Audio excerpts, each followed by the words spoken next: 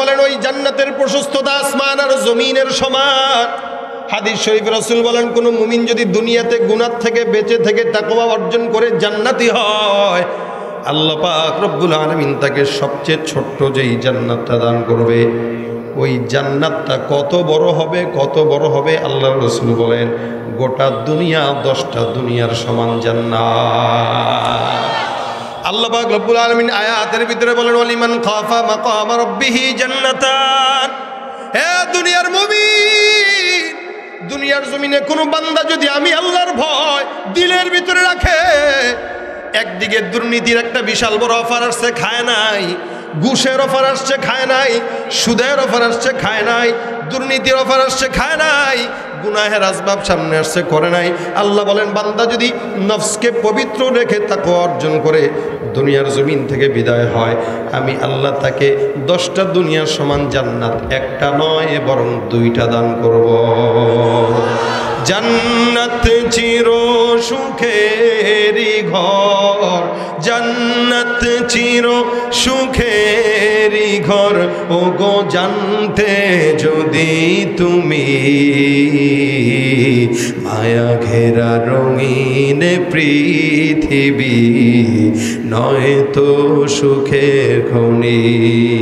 জান্নাত পাওয়ার সহজ পথ সে তো শহীদি মরণ,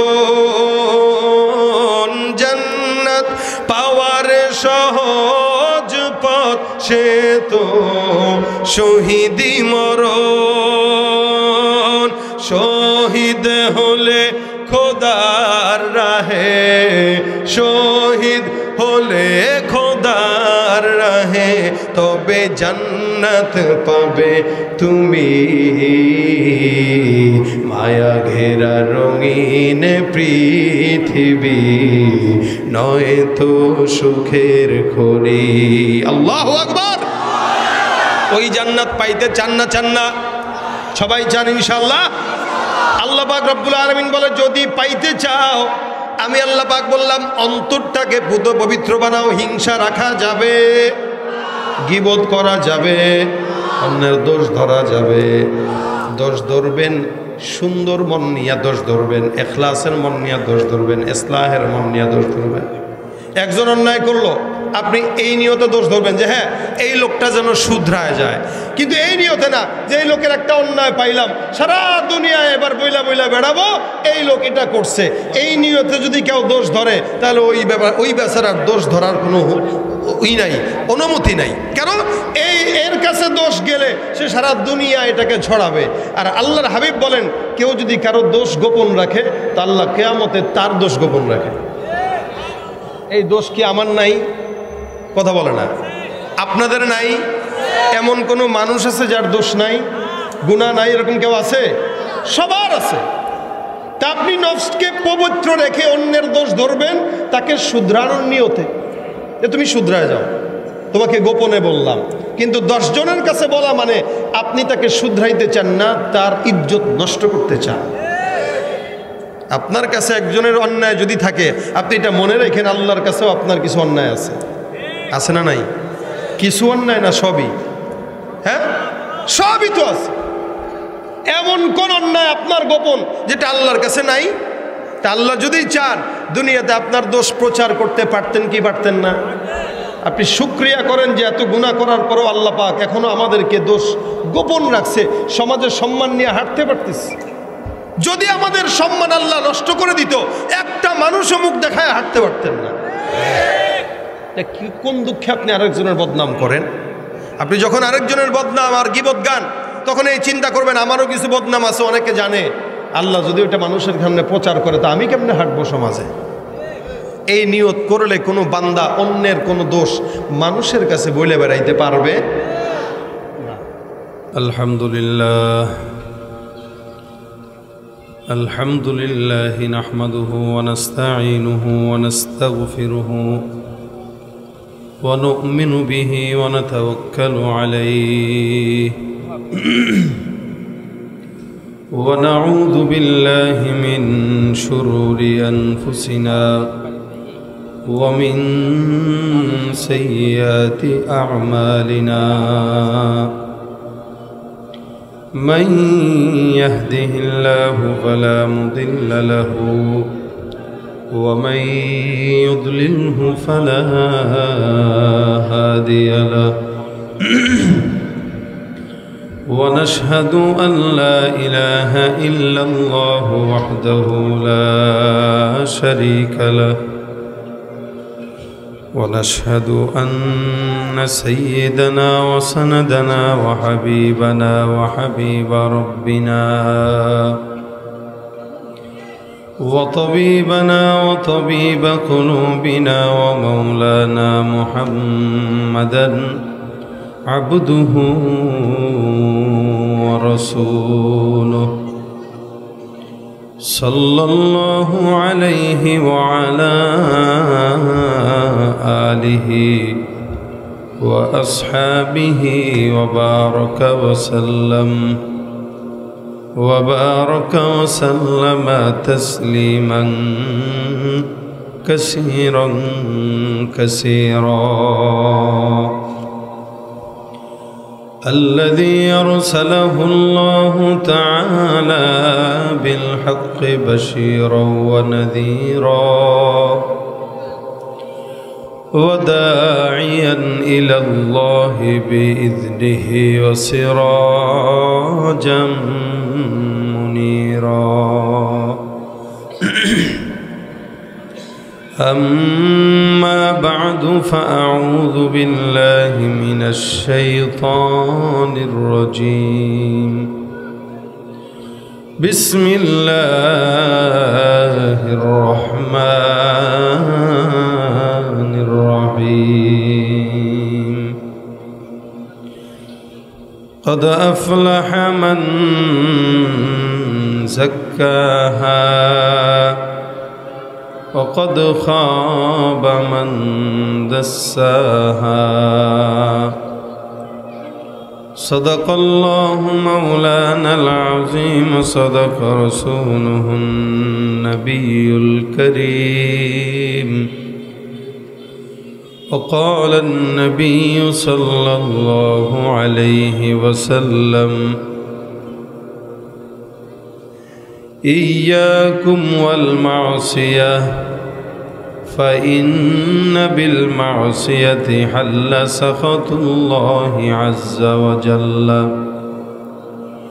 أو كما قال النبي عليه الصلاة والسلام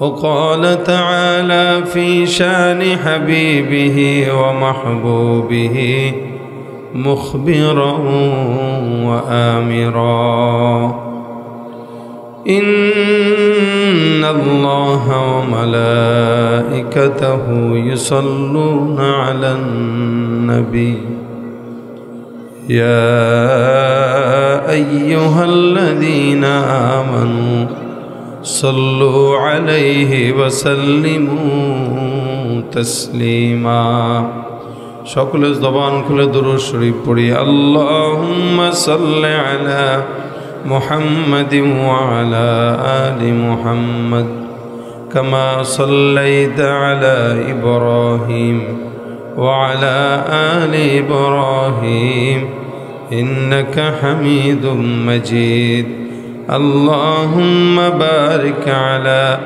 মুহাম্মাদিন ওয়া আলা آل محمد كما باركت على إبراهيم وعلى آل إبراهيم إنك حميد مجيد الحمد لمن قدر خيرا وخبالا الحمد لمن قدر خيرا وخبالا والشكر لمن صور حسنا وجمالا فرد صمد عن صفة الخلق بريء رب أزلي خلق الخلق كمالا رب أزلي خلق الخلق كمالا لا ضد ولا ند ولا حد لمولى الآن كما كان ولم يلق زوالا الآن كما كان ولم يلق زوالا لا إله إلا الله لا إله إلا الله زبان খুলে لا إله لا إله إلا الله لا إله إلا الله لا إله إلا الله لا إله إلا الله لا إله إلا الله محمد رسول الله صلى الله عليه وسلم الحمد لله আল্লাহ পাক রব্বুল আলামিনের দরবারে অসংখ্য শুকরিয়া যে রব্বে করিম আজকের এই দিনী মজলিসে আপনাকে আমাকে সকলকে কোরআনের কিছু মুজাকারায় শামিল হওয়ার তৌফিক দান করেছেন। কালিমাতুশ শুকুর আদায় করে জবান খুলে সকলে মহাব্বতে বলি আলহামদুলিল্লাহ। একদমই মুখতাসার কিছু সময় আল্লাহ পাক যদি তৌফিক দান করেন দু একটা কথা বলবো সংক্ষেপ সময়। আল্লাহ যেন আমাদেরকে আমলের নিয়তে বলার শোনার তৌফিক দান করে, বলেন আমিন।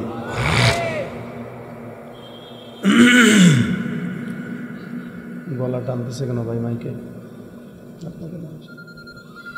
মাইকে গলা টানতেছে কেন?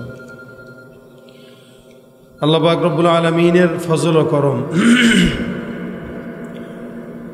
আমাদের মতো কিছু নাখান্দা বান্দাকে দুনিয়াবি কত ঝামেলা, মানুষ দুনিয়াতে ঝামেলায় জর্জরিত থাকে, এর ভিতরেও সব কিছু ফেলে রেখে যে আজকের এই জান্নাতের বাগানে বসার তৌফিক দান করলেন, এই জন্য আরও একবার জবানটা খুলে বলেন আলহামদুলিল্লাহ।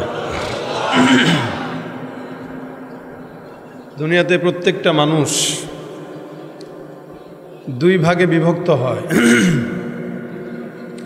আল্লাহ পাক কোরআনের ভাষায় বলেন ফারিকুন ফিল জান্নাহ ওয়া ফারিকুন ফিস সাঈর।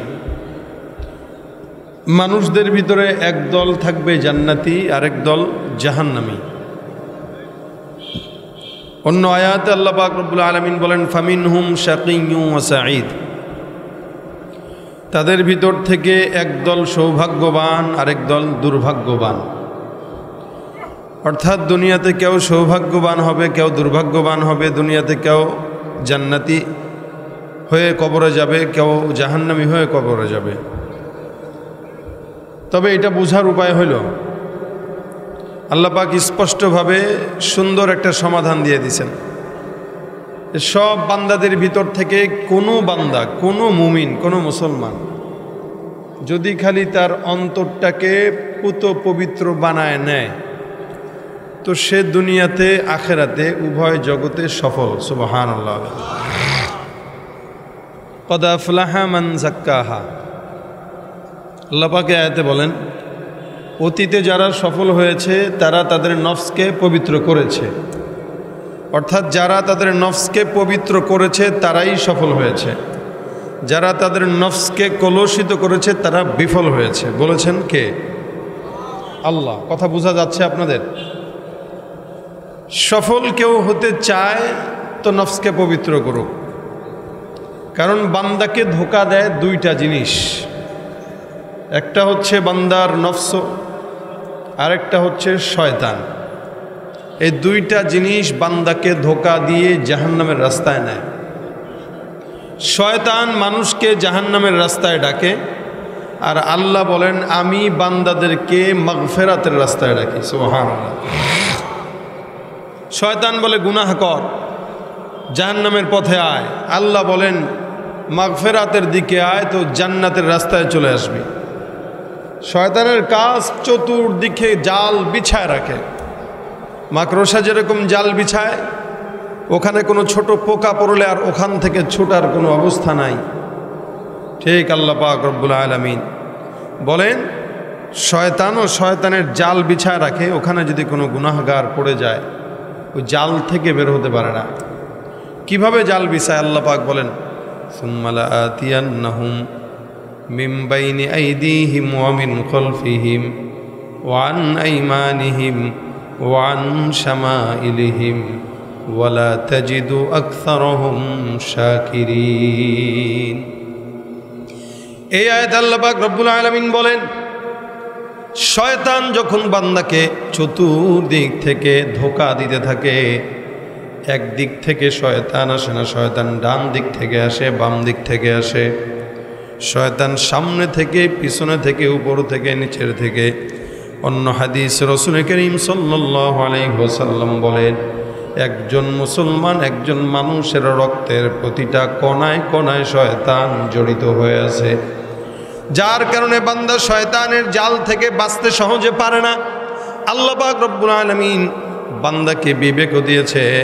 আল্লাহ পাক রব্বুল আলামিন বান্দাকে নেয়ামত আর ইবাদতের মজাও বান্দার দিলে ঢুকায় দিছে। কিন্তু ওই নেয়ামতের মজা যেমন, নেয়ামতের মজার পর নেয়ামত আর ইবাদতের মজার পর আল্লাহ পাক জান্নাতের নেয়ামত রেখে দিয়েছেন, কিন্তু গুনাহের মজা যেমন বেশি, গুনাহের সাজাটাও আল্লাহ পাক তত বেশি রেখে দিয়েছে। মানুষ মনে করে গুনাহ করলে করি না, সমস্যা কি? আল্লাহ তো আছেই, তওবা করে নেব, মাফ করে দিবে। এই যে একটা ধোঁকা প্রত্যেকটা মুমিন বান্দাকে শয়তান দেয়, মনে রাখবেন শয়তান সবসময় নেক সুরতে বান্দাকে ধোঁকা দিতে চায়। শয়তানের কাজই হলো সুন্দর করে আসবে, নেক সুরতে বান্দাকে ধোঁকা দিবে।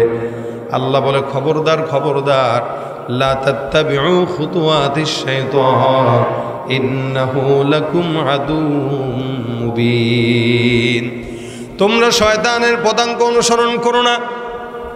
শয়তান যেই রাস্তায় হাঁটে ওই রাস্তায় যেও না, ওই রাস্তার কাছের ধারেও যেও না।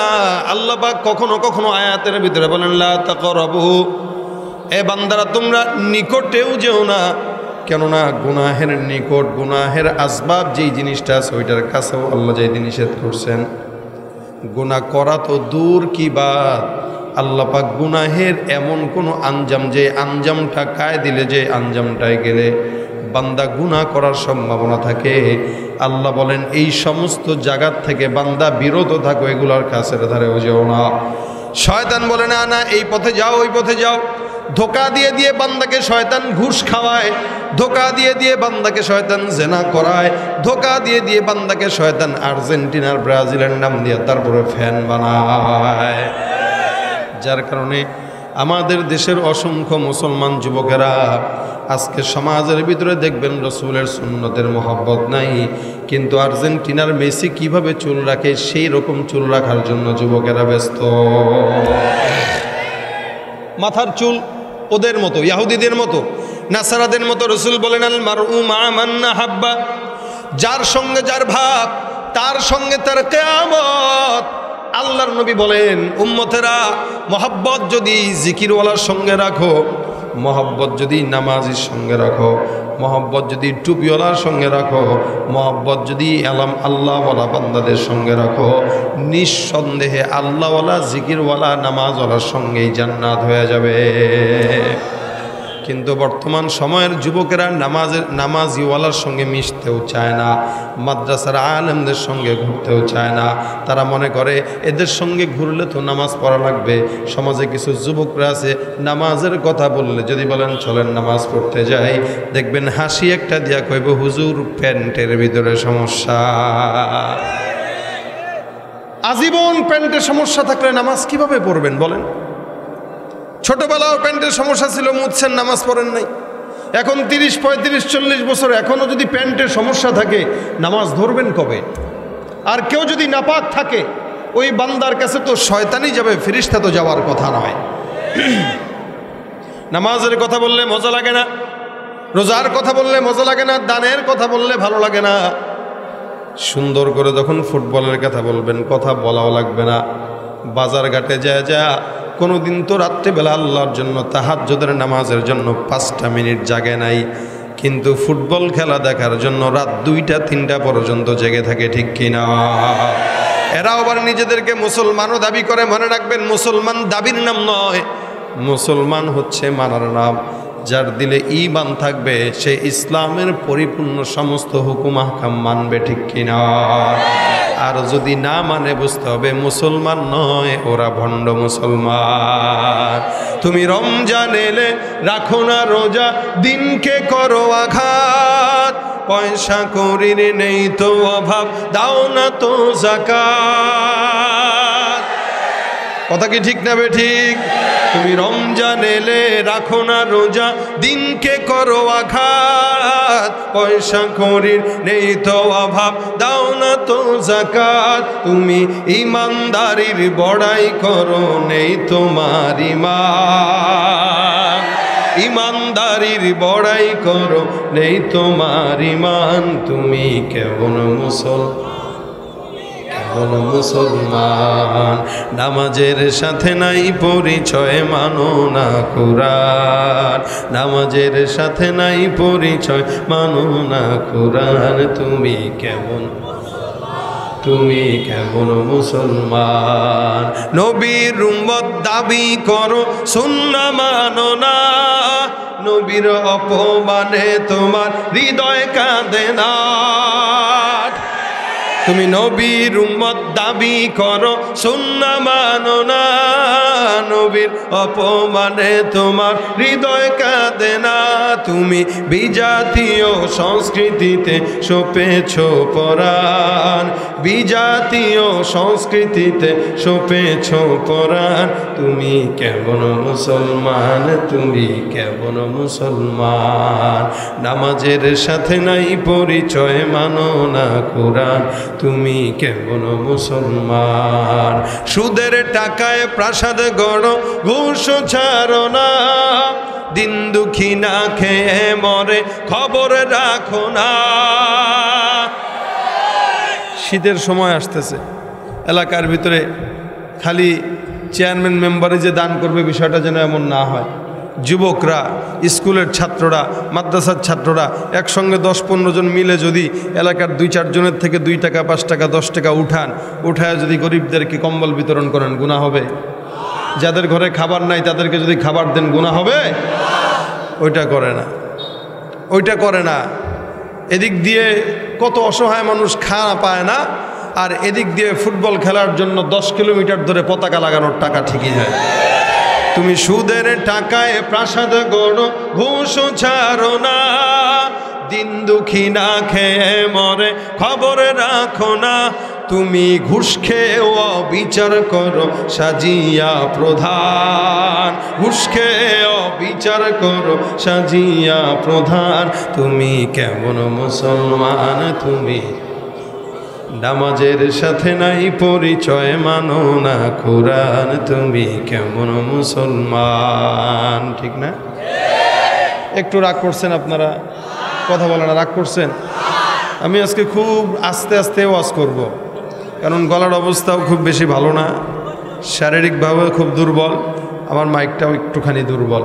তবে আপনারা যদি সবল থাকেন কিছুক্ষণ কথা বলা যাবে। সবল থাকবেন ইনশাআল্লাহ।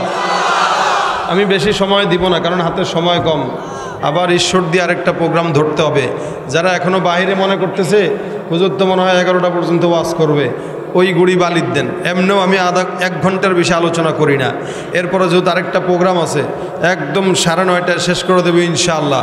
যারা মনে করতেছে বাহিরে যে আরেকটু পরে যাই, আরও 2-1টা গজলের টান দেখ, একটু সুট দেখ, এরপরে যাই, ওরা দেখবে টান দিতে দিতে আমি মোনাজাত দিয়ে দিছি। এই জন্য যারা দাঁড়ায় আছেন একটু বসে যান। এই পাশে দাঁড়ানো ভাইরা বসে যান, ভিতরে ঢোকেন। ভাই বসেন, ঢোকেন ভিতরে, হয়তো বসেন, নয়তো যান। আমি জানি থাকবেন, বসেন, জায়গা আছে, বসে যান। বসেন ভাই, সৌন্দর্য আছে প্রতি জিনিসের, বসেন। প্রতি জিনিসের সৌন্দর্য থাকে, এটা হলো মাহফিলের সৌন্দর্য। একটু বসেন, জিনিসটা দেখতে ভালো লাগে। কই পিছনে কারে বলতেছি আমি বসতে? কোন তো এরা কি গাছ নাকি মানুষ? যদি গাছ হয় তাহলে বাঁশের মতো দাঁড়ায় থাকবে, মানুষ হইলে বসবে। প্রত্যেকটা জিনিসের আদব আছে, সৌন্দর্য আছে। যেহেতু জায়গা আছে, জায়গা না থাকলে একটা কথা ছিল, যথেষ্ট জায়গা বসার মতো সামিয়ানাও দিয়ে দিছে, আপনাদের নিচে জিনিসও বিছাই দিছে, যতটুকু পারেন একটু বসে যান। কথা হইল গিয়ে এটা দুইটা। আল্লাহ পাক রব্বুল আলামিন বলেন কদ আফলাহা মান যাক্কাহা, কোন বান্দা যখন নফসকে পবিত্র করে আল্লাহ পাক রব্বুল আলামিন তাকে দুনিয়াতে সফল বানায় দেয়। যেই বান্দাটা নফসকে অপবিত্র করে দুনিয়াতেও অপবিত্র, আখিরাতেও অপবিত্র। কোন বান্দা যখন, আল্লাহ রাসূল সাল্লাল্লাহু আলাইহি ওয়াসাল্লাম বলেন, রাসূল করিম বলেন, মুদগা একটা শব্দ, আল্লাহর হাবিব সাল্লাল্লাহু আলাইহি ওয়াসাল্লাম বলেন প্রত্যেকটা মানুষের একটা অন্তর আছে, গোস্তের টুকরা কলব। এই কলবটা এমন একটা জিনিস আল্লাহ পাক রব্বুল আলামিন বান্দাকে দান করলেন। রাসূল করিম সাল্লাল্লাহু আলাইহি ওয়াসাল্লাম বলেন ইদা সলুহাত সলুহাল জাসাদু কুল্লুহু। কোন বান্দার যে অন্তর আছে, নফস আছে, আল্লাহর নবী বলেন ওই নফসটা যদি কোনো বান্দার ভালো হয়, আল্লাহ পাক রব্বুল আলামিনের হাবিব বলেন ইদা সলুহাত সলুহাল জাসাদু কুল্লু। বান্দার যখন অন্তরটা ভালো হয়, মাথার থেকে পা পর্যন্ত বান্দার ভালো হয়ে যায়। আপনাদেরকে উদাহরণ দিলে বুঝবেন। আপনারা দেখেন, আম আছে তো, আম যখন পাকে এটা বোঝা যায় কিভাবে? দেখবেন ভিতরে যখন পাকবে উপরের চামড়াটাও লাল হয়, ভিতরে যখন পাকে উপরের ভিতরে ঘ্রাণ ছড়ায়। একজন ইমানদার মুসলমান বান্দার যখন ইমান পেকে যায়, আল্লাহর নবী বলেন ওই মুসলমান বান্দার ইমানটা যখন ঠিক হয়ে যায়, অন্তরটা পেকে যায়, ওই বান্দার গায়ের উপরে ইমানের ঘ্রাণ আর তাকওয়ার ঘ্রাণ ছড়ায়। বান্দার ইমানের কারণে, নফসের কারণে বান্দার উপরে সুন্নতের ঘ্রাণ ছড়ায়, ইমানের ঘ্রাণ ছড়ায়, যার কারণে বান্দা সুন্নতি পাগড়ি টুপি সুন্নতি লেবাস পরে, যার কারণে বান্দা নামাজ আদায় করতে যায়, যার কারণে বান্দা ঘুষ থেকে বেঁচে থাকে, সুদ থেকে বেঁচে থাকে, দুর্নীতি থেকে বেঁচে থাকে, হারাম থেকে বেঁচে থাকে, বান্দা নিজেকে হালাল পথে পরিচালনা করে। আল্লাহর নবী বলেন ওয়া ইদা ফাসাদাত ফাসাদাল জাসাদু কুল্লু। কোন বান্দার যখন অন্তরটা পচে যায় গুনাহের মাধ্যমে, অন্তরটা নাপাকের কারণে অন্তরটা নষ্ট হয়ে যায়, অন্তরটা গুনাহের কারণে নষ্ট হয়ে যায়, ঘুষ খাওয়ার কারণে নষ্ট হয়ে যায়, সুদ খাওয়ার কারণে নষ্ট হয়ে যায়, গান শোনার কারণে নষ্ট হয়ে যায়, অন্যের সঙ্গে মিথ্যা কথা বলার কারণে নষ্ট হয়ে যায়, অন্যের জমি নষ্ট করার মাধ্যমে নষ্ট হয়ে যায়। রাসূল বলেন ওই বান্দার অন্তর অপবিত্র হওয়ার কারণে সমস্ত গুনাহের, ওই বান্দার নাপাকের ঘ্রাণগুলো বান্দার দেহ দিয়ে ছড়াইতে থাকে। তখন দেখবেন বান্দার চোখে, বান্দার নাকে, বান্দার চেহারায় গুনাহের ময়লা স্পষ্ট প্রকাশ পায়। রাসূল করিম বলেন যদি বান্দার ওয়াইদা ফাসাদাত ফাসাদাল জাসাদু কুল্লু, যদি বান্দার শরীরটা, অন্তরটা ফাসাদাত হয়ে যায়, যদি নষ্ট হয়ে যায়, আল্লাহর হাবিব বলেন তাহলে চুলের গোড়া থেকে মাথার গোড়া থেকে পায়ের তলা পর্যন্ত সব নষ্ট হয়ে যায়। আল্লাহর নবী বলেন বান্দার জানো কি সেই জিনিসটা তোমাদেরকে কি বলবো? রাসূল বলেন আলা ওয়াহিয়াল কলব। মনে রাখবা, জেনে রাখবা, শুনে রাখবা, ওই জিনিসটা একমাত্র অন্তর ছাড়া অন্য কোনো কিছু নয়। অর্থাৎ দিল যার ঠিক তার সমস্ত কিছু ঠিক। এই জন্যই তো আমরা মুসলমানরা দুনিয়ার জমিনে নিজের দিলটাকে পরিবর্তন করার জন্য বলি, আল্লাহওয়ালা বুজুর্গরা বলে যাও যাও নামাজ আদায় করো, অথবা আল্লাহর মুজাকারা করো, অথবা আল্লাহওয়ালা বুজুর্গদের সঙ্গে মিশো। কারণ বুজুর্গ আল্লাহওয়ালা নেককার বান্দাদের সঙ্গে থাকলে দিল ঠিক হয় না, খারাপ হয়। বান্দা যত মানুষের সঙ্গে মিশবেন, ভালো মানুষের সঙ্গে মিশবেন। এই জন্য আল্লাহ পাক অন্য আয়াতের ভিতরে বলেন ইয়া আইয়ুহাল্লাযীনা আমানুত্তাকুল্লাহা ওয়া কুনু মা'আস সাদিকিন। তাকওয়া অর্জন করো আর তোমরা সত্যবাদীদের সঙ্গে সময় লাগাও। আতরওয়ালার সঙ্গে কোনো বান্দা যদি সময় লাগায় দেখবেন তার গায়ের থেকে আতরের ঘ্রাণ পাওয়া যায়। কেউ যদি চোরের সঙ্গে মিশে চোর হয়, কেউ যদি দুর্নীতিবাজের সঙ্গে মিশে দুর্নীতিবাজ হয়, কেউ যদি গুনাহগারের সঙ্গে মিশে গুনাহগার হয়, আর কোনো বান্দা আল্লাহওয়ালা জিকিরওয়ালার সঙ্গে মিশে সে আল্লাহওয়ালা জিকিরওয়ালা হয়। আমাদের সমাজের ভিতরে অসংখ্য মানুষ আছে, সবাইরই তো মানুষ বলা যায় না। আল্লাহ পাক রব্বুল আলামিন বলেন যার নফসটা ঠিক সেই হইল প্রকৃত মানুষ।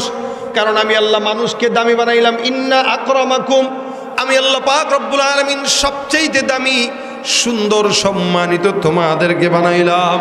আল্লাহ পাক রব্বুল আলামিন বলেন এই বান্দাদেরকে আমি আল্লাহ পাক সম্মানিত বানাইলাম। এই বান্দাদের মতো দামি দুনিয়ার জমিনে আর কেউ নাই। বলেন তো আসমানের নিচে জমিনের উপরে যত সৃষ্টিজীব দেখা যায়, সব সৃষ্টিজীবের ভিতরে সবচাইতে দামি কারা? মানুষ। আল্লাহ পাক একদিকে বলতেছেন আমি আল্লাহ তোমাদেরকে দামি বানাইলাম, অন্যদিকে বলেন উলাইকা কাল আনআম, সব মানুষ যাদেরকে তোমরা চোখে দেখো, আল্লাহ পাক রব্বুল আলামিন বলে এরা গরুর মতো, কুকুরের মতো, শুয়োরের মতো। এই মানুষগুলো হায়াওয়ানের মতো না, না, বরং তার চাইতেও খারাপ। এক জায়গায় বলতেছেন এদেরকে দামি বানাইলাম, অন্য জায়গায় বলতেছেন হায়াওয়ানের চাইতেও খারাপ। দুইটা কথার ভিতরে পার্থক্য আছে না নাই? কেমনে পার্থক্য দেখেন চিন্তা করে। আল্লাহ পাক রব্বুল আলামিন বান্দাকে বানাইলেন, কোন বান্দাকে দামি বানাইছেন?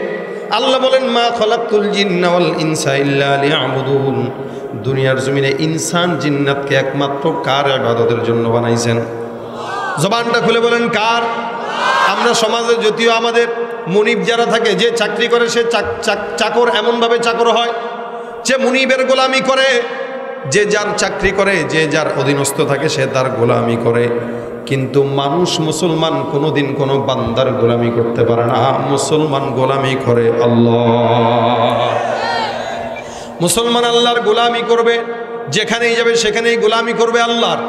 মুসলমান কোনোদিন টাকার বিনিময়ে কারো গোলামি করে না, কারণ আল্লাহ পাক রব্বুল আলামিন বলে আমি আল্লাহ এই বান্দাকে অনেক আগেই গোলাম বানায় নিলাম, ওই বান্দার সমস্ত কিছু আমি আল্লাহ খরিদ করলাম কিসের বিনিময়ে? ইন্নাল্লাহ আশতারা মিনাল মুমিনিনা আনফুসাহুম ওয়া আমওয়ালাহুম বিআন্না লাহুমুল জান্নাহ। আল্লাহ বলেন জান আর মালের বিনিময়ে জান্নাতকে আমি আল্লাহ দিয়ে দিলাম, তোমাদেরকে বিনিময়ে দিলাম জান্নাত, আর আমি আল্লাহ তোমাদের থেকে খরিদ করে নিলাম তোমাদের জান আর মাল। সুবহানাল্লাহ। জান আর মালের বিনিময়ে জান্নাত দিয়েছেন, এই কারণেই তো আল্লাহ পাক বলেন, আল্লাহ পাক তোমাদেরকে মাগফিরাতের দিকে ডাকে, ওয়াসারিউ ইলা মাগফিরাতিম মির রাব্বিকুম ওয়া জান্নাতিন আরদুহাস সামাওয়াতু ওয়াল আরদ। আল্লাহ পাক রব্বুল আলামিন বলে মুমিন আমি আল্লাহ তোমাদেরকে মাগফিরাতের দিকে ডাকলাম, ওয়াসারিউ ইলা মাগফিরাতিম মির রাব্বিকুম, তোমরা তোমাদের মালিকের দয়ার ভিতরে দৌড়াও, কারণ মালিকের দয়ার দিকে দৌড়ানোর পর একটা বান্দা এমন জান্নাত পাবে, এই জান্নাতটা কত বড় হবে আল্লাহ পাক বলেন ওয়া জান্নাতিন আরদুহাস সামাওয়াতু ওয়াল আরদ। আমি আল্লাহর দিকে দৌড়ানোর পর, আমি আল্লাহর রহমতের দিকে দৌড়ানোর পর বান্দাকে আমি আল্লাহ পাক যেই জান্নাত দিব, ওই জান্নাতের প্রশস্ততা হলো আসমান আর জমিনের সমান। জোরে বলেন সুবহান। ওয়া জান্নাতিন আরদুহাস সামাওয়াতু ওয়াল আরদ, আল্লাহ পাক বলেন ওই জান্নাতের প্রশস্ততা আসমান আর জমিনের সমান। হাদিস শরীফে রাসূল বলেন কোন মুমিন যদি দুনিয়াতে গুনাহ থেকে বেঁচে থেকে তাকওয়া অর্জন করে জান্নাতি হয়, আল্লাহ পাক রব্বুল আলামিন তাকে সবচেয়ে ছোট্ট যেই জান্নাতটা দান করবে, ওই জান্নাতটা কত বড় হবে, কত বড় হবে আল্লাহর রাসূল বলেন গোটা দুনিয়া 10টা দুনিয়ার সমান জান্নাত। আল্লাহ পাক রব্বুল আলামিন আয়াতের ভিতরে বলেন ওয়ালিমান খাফা মাকাম রাব্বিহি জান্নাতান। হে দুনিয়ার মুমিন, দুনিয়ার জমিনে কোনো বান্দা যদি আমি আল্লাহর ভয় দিলের ভিতরে রাখে, একদিকে দুর্নীতির একটা বিশাল বড় অফার আসছে খায় নাই, ঘুষের অফার আসছে খায় নাই, সুদের অফার আসছে খায় নাই, দুর্নীতির অফার আসছে খায় নাই, গুনাহের আসবাব সামনে আসছে করে নাই। আল্লাহ বলেন বান্দা যদি নফসকে পবিত্র রেখে তাকওয়া অর্জন করে দুনিয়ার জমিন থেকে বিদায় হয়, আমি আল্লাহ তাকে 10টা দুনিয়ার সমান জান্নাত, একটা নয় বরং 2টা দান করব। জান্নাত চির সুখেরি ঘর, জান্নাত চির সুখেরি ঘর, ও গো জানতে যদি তুমি মায়া ঘেরা রঙিন পৃথিবী নয় তো সুখের খনি। জান্নাত পাওয়ার সহজ পথ সে তো শহীদি মরণ, জান্নাত পাওয়ার সহজ পথ সে তো শহীদি মরণ। শহীদ হলে খোদার রাহে, শহীদ হলে তবে জান্নাত পাবে তুমি। মায়া ঘেরা রঙিন পৃথিবী নয় তো সুখের খড়ি। আল্লাহু আকবার। ওই জান্নাত পাইতে চান না? চান না? সবাই চান ইনশাআল্লাহ। আল্লাহ পাক রব্বুল আলামিন বলে যদি পাইতে চাও, আমি আল্লাহ পাক বললাম অন্তরটাকে পুত পবিত্র বানাও। হিংসা রাখা যাবে, গীবত করা যাবে, অন্যের দোষ ধরা যাবে। দোষ ধরবেন সুন্দর মন নিয়ে, দোষ ধরবেন এখলাসের মন নিয়ে, দোষ ধরবেন ইসলাহের মন নিয়ে, দোষ ধরবেন। একজন অন্যায় করলো, আপনি এই নিয়তে দোষ ধরবেন যে হ্যাঁ এই লোকটা যেন শুধরায় যায়, কিন্তু এই নিয়তে না যে এই লোকের একটা অন্যায় পাইলাম, সারা দুনিয়ায় এবার বইলা বইলা বেড়াবো এই লোক এটা করছে। এই নিয়তে যদি কেউ দোষ ধরে তাহলে ওই বেচারার দোষ ধরার কোনো নাই, অনুমতি নাই। কেন? এর কাছে দোষ গেলে সে সারা দুনিয়া এটাকে ছড়াবে। আর আল্লাহর হাবিব বলেন কেউ যদি কারো দোষ গোপন রাখে তা আল্লাহ কিয়ামতে তার দোষ গোপন রাখে। এই দোষ কি আমার নাই? কথা বলে না। আপনাদের নাই? এমন কোনো মানুষ আছে যার দোষ নাই, গুনাহ নাই? এরকম কেউ আছে? সবার আছে। তা আপনি নফসকে পবিত্র রেখে অন্যের দোষ ধরবেন তাকে শুধরানোর নিয়তে, যে তুমি শুধরায় যাও, তোমাকে গোপনে বললাম। কিন্তু 10 জনের কাছে বলা মানে আপনি তাকে শুধরাইতে চান না, তার ইজ্জত নষ্ট করতে চান। আপনার কাছে একজনের অন্যায় যদি থাকে, আপনি এটা মনে রাখেন আল্লাহর কাছেও আপনার কিছু অন্যায় আছে। আছে না নাই? কিছু অন্যায় না, সবই। হ্যাঁ, সবই তো আছে। এমন কোন অন্যায় আপনার গোপন যেটা আল্লাহর কাছে নাই? তা আল্লাহ যদি চান দুনিয়াতে আপনার দোষ প্রচার করতে পারতেন কি পারতেন না? আপনি শুকরিয়া করেন যে এত গুনাহ করার পরও আল্লাহ পাক এখনো আমাদেরকে দোষ গোপন রাখছে, সমাজের সম্মান নিয়ে হাঁটতে পারতেছে। যদি আমাদের সম্মান আল্লাহ নষ্ট করে দিত, একটা মানুষও মুখ দেখায় হাঁটতে পারতেন না। কোন দুঃখে আপনি আরেকজনের বদনাম করেন? আপনি যখন আরেকজনের বদনাম আর গীবত গান, তখন এই চিন্তা করবেন আমারও কিছু বদনাম আছে, অনেকে জানে। আল্লাহ যদি ওটা মানুষের সামনে প্রচার করে তা আমি কেমনে হাঁটবো সমাজে? এই নিয়ত করলে কোনো বান্দা অন্যের কোনো দোষ মানুষের কাছে বলে বেড়াইতে পারবে না। এই জন্য নফসকে পুত পবিত্র করার কথা বলছেন আল্লাহ। যদি পবিত্র হয়ে যায় নফস তাহলে সব ঠিক। আর এটা যদি নষ্ট হয়, ওই যে কাল আনআম, কিসের মতো? কুকুরের মতো। কিসের মতো? হায়ওয়ানের মতো। একদিকে বলতেছে ওয়ালাকাদ কাররামনা বানি আদম, আমি আল্লাহ পাক বনি আদমকে সম্মানিত করলাম।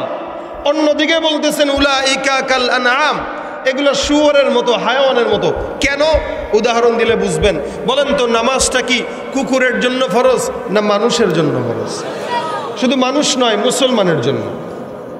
নামাজ বান্দাদের জন্য ফরজ, কুকুরের জন্য না। তো কুকুর কি মসজিদে যায়? যায় না। যাবে কে? মানুষ যাবে। তো মানুষের যেহেতু কাজ হইল নামাজ পড়া, মানুষের কাজ জিকির করা, মানুষের কাজ ইবাদত করা, মানুষের কাজ দান করা, আর কুকুরের তো এগুলোর কোনো কাজ নাই, হায়াওয়ানের এগুলোর কোনো কাজ নাই। তা আল্লাহ বলেন আমি বান্দার কাজ দিয়ে দিলাম নামাজ পড়া। এখন বান্দা যদি নামাজ নাই পড়লো তাহলে ওর ভিতরে আর কুকুরের ভিতরে পার্থক্য কোন জায়গায়? তার মানে উলাইকা কাল আনআম, ও কুকুরের মতো, ও হায়াওয়ানের মতো, ও শুয়োরের মতো। কেন? কুকুরেরও নামাজ নাই, ও মুসলমান হয়েছে, ওরও নামাজ নাই। হায়াওয়ানের মতো, কোনো পার্থক্য নাই। আল্লাহ পাক এই জায়গাটায় আসার পর আবার বলতেছেন ফিরে, না না না, কুকুরের মতো না, বরং তার চাইতেও খারাপ। তার চাইতে খারাপ কিভাবে বলেন? এলাকায় কোনোদিন কোনো বাজারে কোনো জায়গায় কোনো চান্দাবাজি করতে কুকুরকে দেখছেন আপনারা? হ্যাঁ, যে এই এলাকার ভিতরে দোকান দিছো নতুন, আমরা 10-15 জন মিলে কুত্তা সমিতির মালিকরা চলে আসছি, আমাদেরকে যদি চান্দা না দেওয়া এলাকার দোকান রাখতে দিব না। কোনোদিন কুত্তায় চান্দা চাইছে, ঘুষ খাইছে, অন্যের বউনিয়া ভাগছে, কাউরে ধর্ষণ করছে? এগুলো কুকুরের কাজ না। কুকুর এগুলো করে না।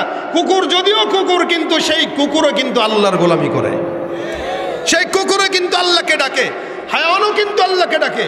আল্লাহ পাক বলেন তুই মানুষ হওয়ার পরে কুকুর যেই কাজ করে না, চান্দাবাজি করে না, দুর্নীতি করে না, ঘুষ খায় না, সুদ খায় না, জেনা করে না, মানুষের অন্যায়ভাবে হক নষ্ট করে না, মিথ্যা কথা বলে না, মানুষের সম্মান নিয়ে টানাটানি করে না, এই যে কাজগুলো কুকুর, শুয়োর, হায়াওয়ান, জানোয়ার এরা করে না, সেই কাজ তুই মানুষ হওয়ার পরে করলি, তাহলে তো তুই কুকুরের চাইতেও খারাপ। কুকুরের চাইতেও, হায়াওয়ানের চাইতেও, তুই চুরি করলি, তুই তো হায়াওয়ানের চাইতেও খারাপ।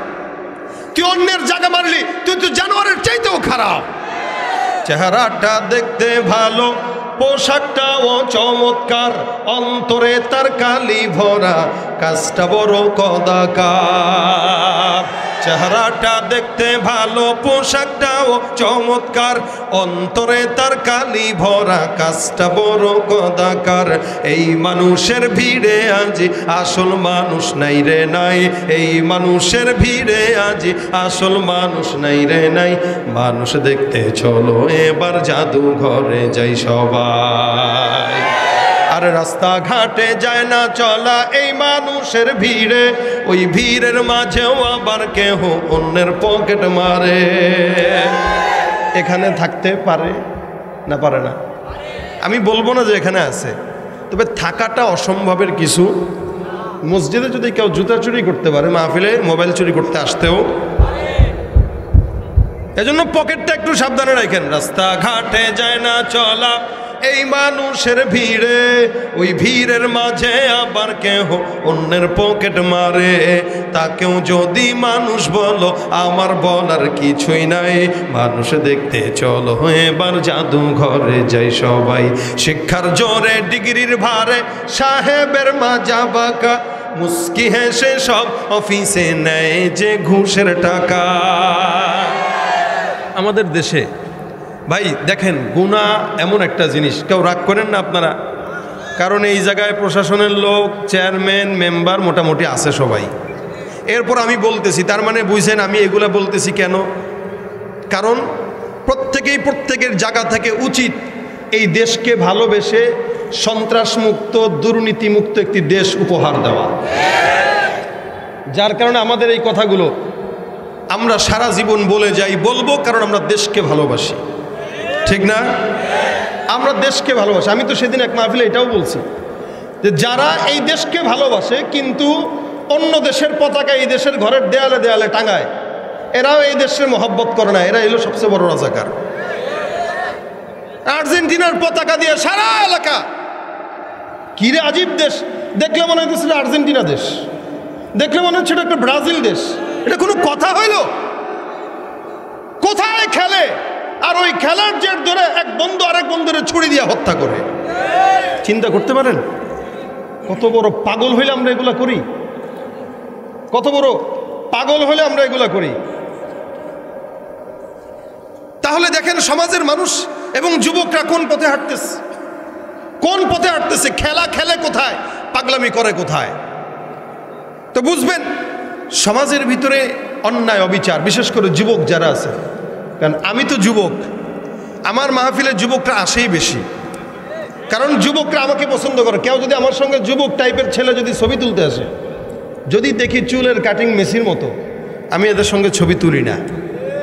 কারণ তুই আমারে মহব্বত করে আমার সঙ্গে ছবি তুলতে আসছিস, তোর চুল ইহুদির মতো থাকবে কেন? তোর পোশাক তো আমার মতো থাকা লাগবে। তুমি যেহেতু আমাকে মহব্বত করো, আমার পোশাক যতক্ষণ না ধরবা ততক্ষণ তুমি আমাকে মহব্বত করো না। যদিও বলো হুজুর আমি আপনার ফ্যান, এটা ফ্যান না, এটা হলো ঘ্যান ঘ্যান, কানের সামনে এসে ঘ্যান ঘ্যান করে হুজুর আপনার ফ্যান। ফ্যান হইলে তো আমার মতো পোশাক পরতাম। যেও কারো মহব্বত করে তাকে অনুসরণ করে না, করে। তা আমারে মহব্বত করো, আমার ফ্যান হবা, আর ইহুদি আর খ্রিস্টানদের পোশাক পরবা, এটা ফ্যান নয়, এটা হলো ভণ্ডামি। এজন্য যুবকরা আজকে সমাজের ভিতরে গুনাহের আসবাব নিতে নিতে নিতে নিতে সমাজটাকে কলুষিত করে দিচ্ছে।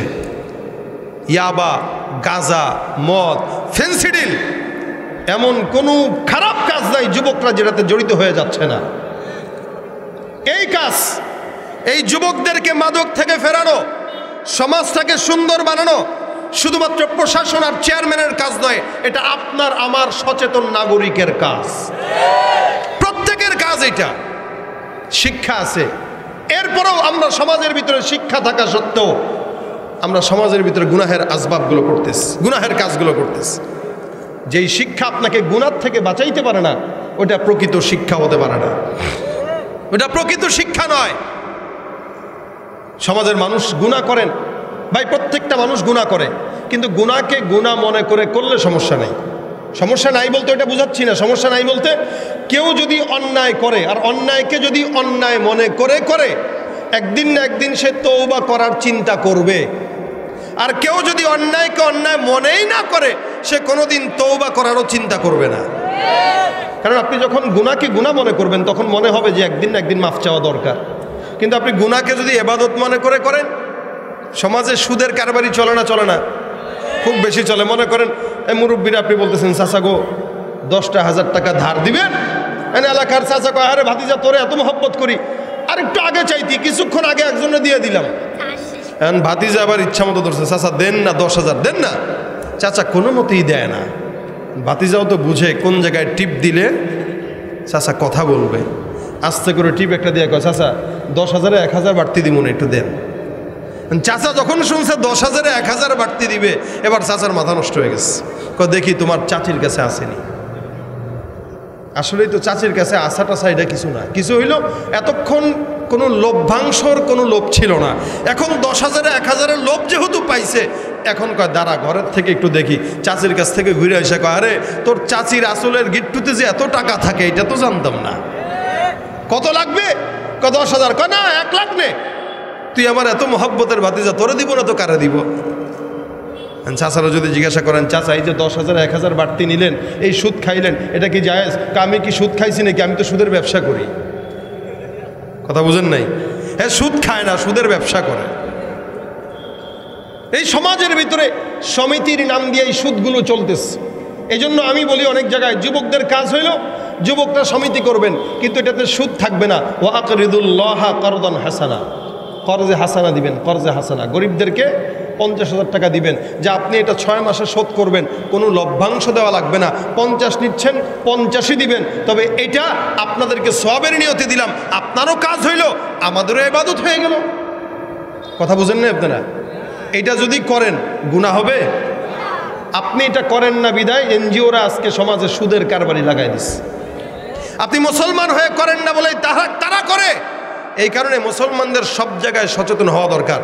এরা জানে যে মুমিনের পেটে যদি সুদ আর হারামের টাকা যায় তাহলে তার ইবাদত কবুল হবে না। আজকে সমাজে 100-র ভিতরে 90টা মানুষের হারাম টাকা অর্জন করতেছে যে কোনো না যে কোনোভাবে, যার কারণে আমরা ইচ্ছাকৃত ইবাদত করলেও আমাদের ইবাদত কবুল হচ্ছে না। আমরা আমাদের নিজের অজান্তে হারাম কামাচ্ছি, আমাদের পেটে হারাম চলে যাচ্ছে, যার কারণে আমাদের ইবাদত কবুল হয় না। এই কারণে আল্লাহর কাছে সবসময় দোয়া করবেন যে আল্লাহ তুমি আমাদেরকে হালাল কামাই খাওয়ার তৌফিক দান করো। জোরে বলেন না আমিন।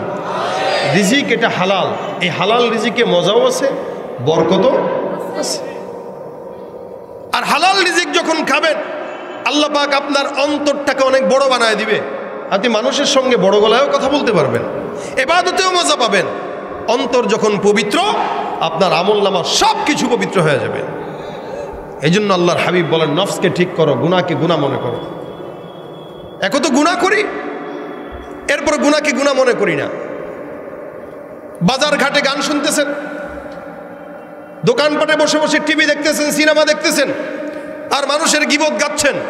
আর বলতেছেন কি, যদি বলেন ভাই আপনি গীবত গান, আমি গীবত গাই না, তারে ডাকো, তার সামনেও বলতে পারবো।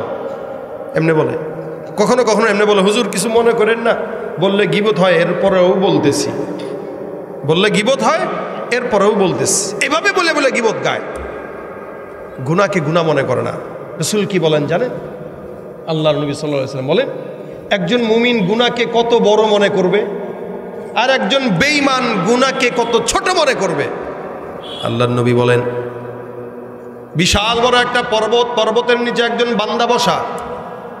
ওই বান্দা যদি জানে পর্বতটা দুর্বল, পর্বতটা এই মুহূর্তেই ভেঙে ধসে তারপরে আমার উপরে পড়বে, বলেন তো বুদ্ধিমান কোনো মানুষ হলে ওই পাহাড়ের নিচে গিয়ে বসবে কিনা? কেন বসবে না? বলে পাহাড়টা মাত্রই ভেঙে পড়বে, আমি ইন্তেকাল করব।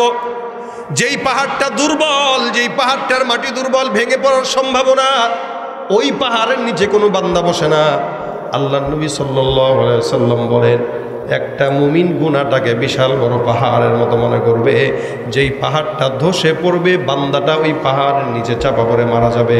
আল্লাহ নবী বলেন, মুমিন যত ছোটই গুনাহ হোক না কেন বিশাল বড় পাহাড়ের মতো মনে করে।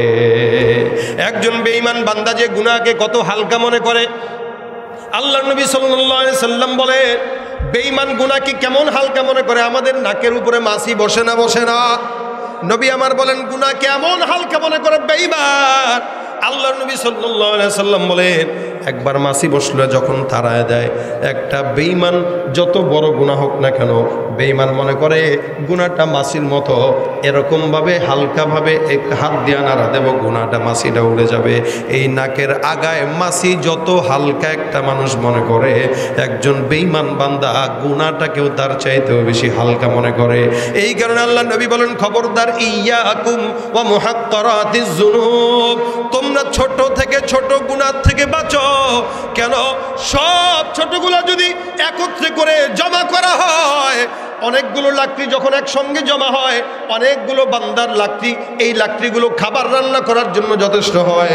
আল্লাহ নবী সাল্লাল্লাহু আলাইহি সাল্লাম বলেন, ছোট্ট থেকে ছোট্ট গুনাহ যখন একত্রে জমা করা হয়, ওই সমস্ত গুনাহগুলো বান্দাকে জ্বালিয়ে পুড়িয়ে ভস্ম করে দেয়। নাউযুবিল্লাহ। ভাইরা আমার, এই কারণে গুনাহকে গুনাহ মনে করেন কেন? গুনাহটা আল্লাহর রাগ বাড়ায় দেয়। আল্লাহ নবী বলেন, ইয়াকুমুল মাসিয়া ফা ইন্না বিল মাসিয়াতি হাল্লা সাকাতুল্লাহ। মনে রাখবেন আল্লাহর নবী বলেন, গুনাহ থেকে বাঁচো, কারণ আল্লাহ পাক যখন বান্দা গুনাহ করে, আমার আল্লাহ ওই বান্দার উপরে রাগান্বিত হয়ে যায়। ভাইরা আমার, এই কারণে সমাজের সকল গুনাহ থেকে নিজেকে বাঁচাবেন, সমাজকেও বাঁচাবেন। কু আনফুসাকুম ওয়া আহলিকুম নারা, তোমরা নিজেরা গুনাহ থেকে বাঁচো, জাহান্নাম থেকে বাঁচো, আর নিজের পরিবারকে বাঁচাও, মাকে বাঁচাও, বাবাকে বাঁচাও, সন্তানকে বাঁচাও, সমস্ত এলাকাবাসীকে বাঁচাও। এটা আমার আল্লাহ পাক রব্বুল আলামিনের আদেশ। এ মুসলমান, গুনাহ থেকে বাঁচতে হলে আল্লাহর নবী একটা সুন্দর আমল শিখায় দিয়েছেন। এতক্ষণ যা আলোচনা করলাম সব ভুলে গেলেও কোনো সমস্যা নাই। লাস্টে যাওয়ার সময় এই কথাটা মনে রাখবেন। আল্লাহ নবী সাল্লাল্লাহু আলাইহি সাল্লাম বলেন, আল্লাহ পাক নিজে আমাকে আদেশ দিয়ে বললেন, ফাসাব্বিহ বিহামদি রাব্বিকা ওয়াস্তাগফির। আল্লাহ নবীকে বললেন, হে পয়গম্বর, আপনিও ইস্তেগফার করেন। আল্লাহর নবীর তো কোনো গুনাহ নাই, কেন ইস্তেগফার করা লাগবে? আল্লাহ পাক রব্বুল আলামিন এই কথা দিয়ে এটা বুঝাইলেন, যেখানে আমার নবীকে আমি ইস্তেগফারের কথা বললাম, সেখানে তোমরাও ঈমানদাররা আমি আল্লাহর কাছে ইস্তেগফার করো। হাজারো অন্যায় হয়ে যাক, হাজারো গুনাহ হয়ে যাক, প্রত্যেকটা বান্দা যদি প্রত্যেক দিন আস্তাগফিরুল্লাহ আস্তাগফিরুল্লাহ আস্তাগফিরুল্লাহ এরকম ভাবে পাঠ করে, ইনশাআল্লাহ ওই বান্দা যতই গুনাহ করুক না কেন, আল্লাহ পাক অন্তরটাকে গুনাহের ময়লা থেকে পবিত্র করে দিবে। আল্লাহ নবী বলেন, আমি প্রতিদিন 100 বার ইস্তেগফার করতাম। কতবার?